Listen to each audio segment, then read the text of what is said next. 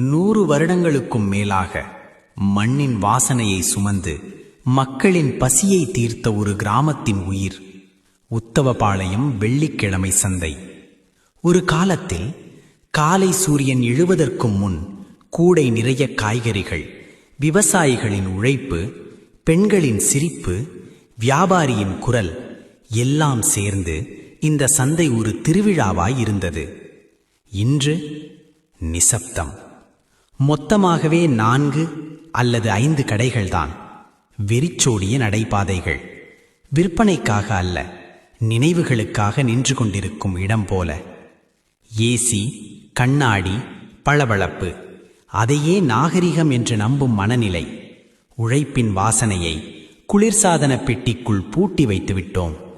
இந்த சந்தை வெறும் வியாபார இடமல்ல, இது விவசாயியின் மரியாதை, கிராமத்தின் பொருளாதாரம், தலைமுறைகளின் தொடர்ச்சி.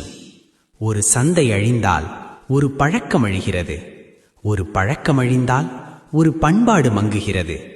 நாம் கேட்க வேண்டிய கேள்வி, சந்தை காலத்திற்கு பின்னோக்கி போய்விட்டதா, அல்லது நாம் தான் நம் வேர்களை மறந்துவிட்டோமா?